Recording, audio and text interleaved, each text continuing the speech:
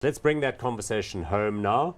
Moving on with famous brands. So we've done an enormous slump in value with regard to market cap, but it is the largest and biggest multi-brand quick service restaurant group here in South Africa. Remember, the core of the original business was Wimpy, but it then bolted on Steers, or maybe it's the other way around, actually Steers then Wimpy, and it now has a bunch of things going on. Debonairs is one of the largest players in pizza, and then they've got their dine-away places like Mugg Bean, the Keg.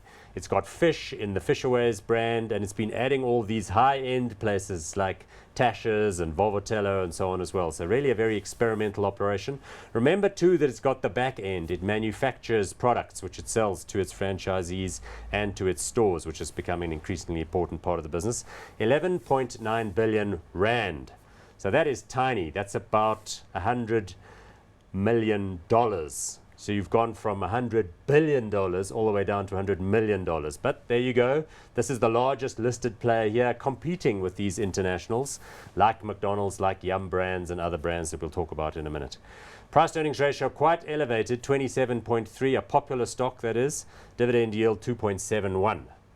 So what do we think of these chaps? Yeah, as you say, it's about $1 billion market cap, much smaller than McDonald's. Beg your pardon. So I got the maths out by a factor of 10. $1 billion. Exactly. So I mean, it's hit $1 billion, and it is by far the biggest in market cap on the JSE. Nando's, of course, is unlisted, so we don't know what the market value of Nando's could be. It maybe could rival that. I think it could. So the big listed player in the South African market, vertically integrated, very experimental. Maybe some of the trends that we spoke about for McDonald's to a less extent evident in the Steers portfolio and some of those brands. So Wimpy and Steers perhaps sort of battling a little bit with that potential competition. I think so. And then competition you mentioned is rife. I think that's going to really hit them in South Africa. So you're seeing all the internationals come into Burger King, but then in the pizza environment, you've got Pizza Hut and Debonairs. So I think that's also going to intensify. They've had the South African market, they were a huge first mover advantage. These brands tried South Africa, they came and went, and then they left, and so they've had the market quite a bit to their own, and now it's no longer going to be so easy. And I think those brands see South Africa as a potential, but also springboard into Africa. It's very popular for sub-Saharan Africa to be based in South Africa, which makes a lot of sense. Africa is a bright spot for famous brands as well. Good point. I was going to say you should go to that. Yeah. Nigeria, right? Well, all over. They're really trying to... Because Famous Brands is building, they actually bought a business called Mr. Biggs, which is a pie manufacturer up in Nigeria, which they're looking to tailor the menu a little bit, but you're saying they're also elsewhere with Steers and Wimpy's and all these other things all across the southern African region. Certainly they're trying to get right across the continent. So that is a bright spot. It's pretty highly valued and very interesting. McDonald's on a lower PE than these businesses in South Africa, 27 versus 22 Why kind is it of on such metric. a bright PE? Because it seemed to sort of idle a little bit with the share price, you'll see in the chart here, because of the fact that the Debonairs family, the founding family, they were doing some selective sales.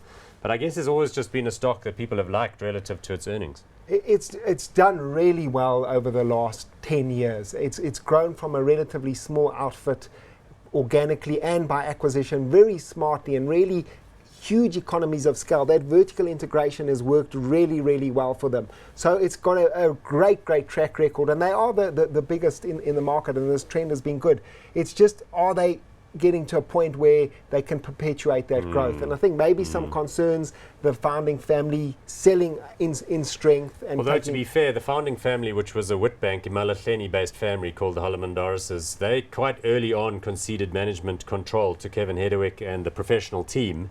And their stake is, I think, about 40%. And it's not inappropriate for them, if they're not managing the business, to begin to let some of that stock go. And they have fed the institutional market that's wanted stock in this entity. So not a huge negative necessarily. No, I don't think so. Certainly, that's some rebalancing for their portfolio. They've done also really, really well out of the company. Okay, so we've got this one in the portfolio, and that's because it's the largest and it's kind of been a good news story. Are you hot on it? Are you feeling like it's at a little bit too expensive? What's your overall Yeah, view? I'm feeling like it's a little bit too expensive. I don't think it'll be able to sustain its growth, so I'm not on this one. Interesting. Well, I'm going to go with hot since I'm taking one for the team. We'll have a look at what that means later in our conversation.